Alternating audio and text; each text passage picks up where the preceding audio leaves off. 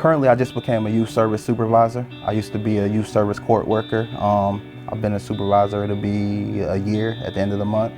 I've been a youth service worker 3 years before I became a youth service supervisor. So now I'm in the office, but I get to help other workers do what I used to do. Just being there to help someone, I come from a background, inner city of Chicago, played football. Teachers and school officials helped me. I had support at home, but I was a little rough around the edges. Just wanting to be there for someone. As long as I can be in someone's corner, let them know like, hey, you can do this. I'm here for you. I believe in you. Sometimes that's all a kid needs. Sometimes they don't get it at home. Sometimes they don't get it in school. But if you can just sit there and talk to them and just be that change in their life that they need, and sometimes it just takes one person saying, hey, I know you can do this, and it gives them the motivation to do it. That's my inspiration. Well, I came down to West Virginia on a football scholarship to play football at West Virginia State University. I originally started out as teaching. Like I said, I had teachers that helped push me and mentor me and put me on the right track. I wouldn't be here if it wasn't for them. During my time at State, I took a year. I had a son. I took a year off. When I came back, I realized that a lot of the people that need help aren't always in the school. So I was looking in just every which way, and one of my friends introduced me into social work, saying like, hey, this is the kids, the populations. Like I said, not all kids go to school. So I decided to switch to social work when I came back from taking that year break, just to try to help the kids that need help.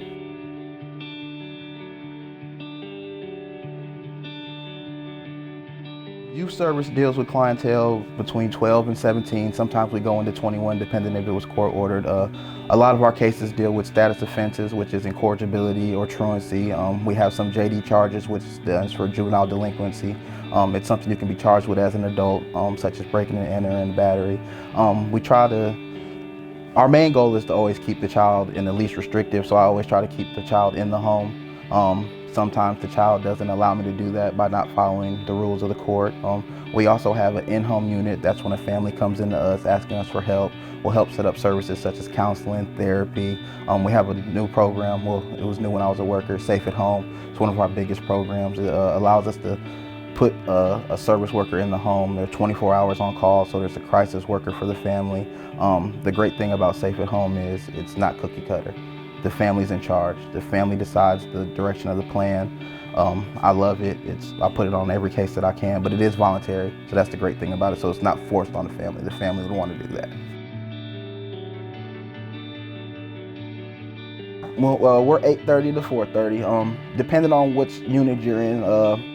In the summer, it's a little bit easier for in-home. They can work 8:30 to 4:30. Our in-home unit normally comes in, they can come in at 8:30, and they normally work a little bit over because we have to wait for our families, for the kids to get out of school.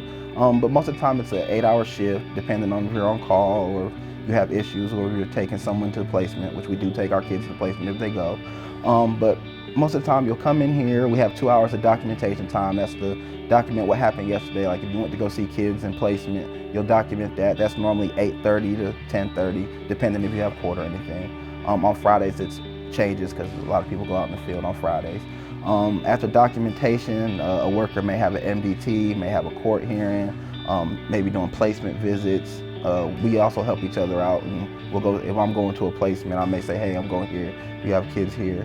Once you get back to the office, if you can, document that time, but we do have the documentation time set up for tomorrow, so you don't, that's another thing to help with the stress, to have documentation time so you know when you're gonna document. And pretty much try to plan out your day for the next day. I mean, it's social work, it changes every day. You'll have sometimes you'll come in here not planning to do anything, and 3 cases will blow up and you'll have to go to each different house and fix the situation. I always say go with the flow. Like, you're gonna have bad days, you're gonna have good days, you're gonna have more bad than good. But if you can just go with the flow, keep it moving. Like I said, I played sports, so I'm always with the next play. Don't focus on the bad, just keep moving. You're gonna get the job done. Just keep going forward, don't look back. I always try to, with my first initial visit with the kid, I wanna let them know that I'm here for you. Yes, the judge tells me what to do, but I'm allowed to I'll give a report to the judge as well. In youth service, it's an attorney for the client, an attorney for the state, a juvenile probation officer, and me. We all give reports to the judge, and the judge bases their decision off of that.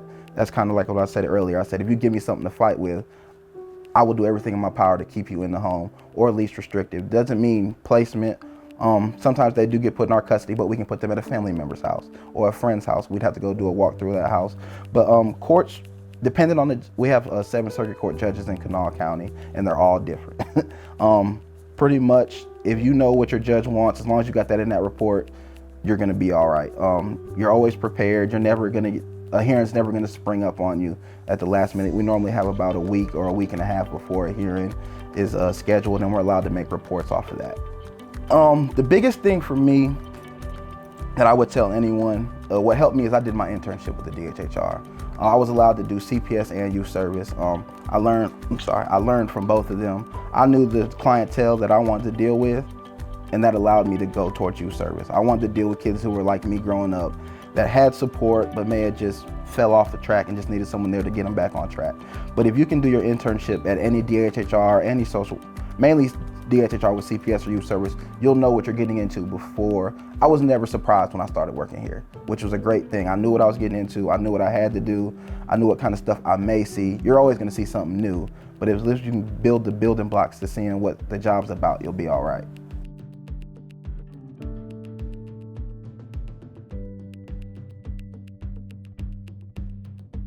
Like I said, that's one of the biggest misconceptions about DHHR.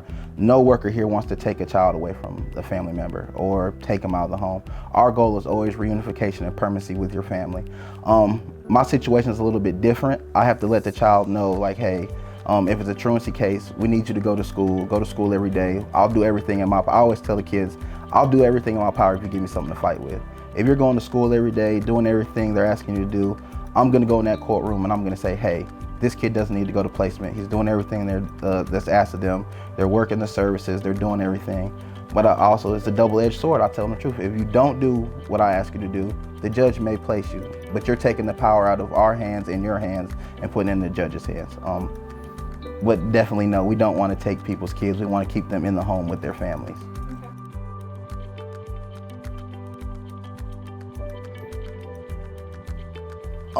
For me, a good day is providing services to the clients that we deal with and letting them know that you are important. Because at the end of the day, everybody wants to feel important.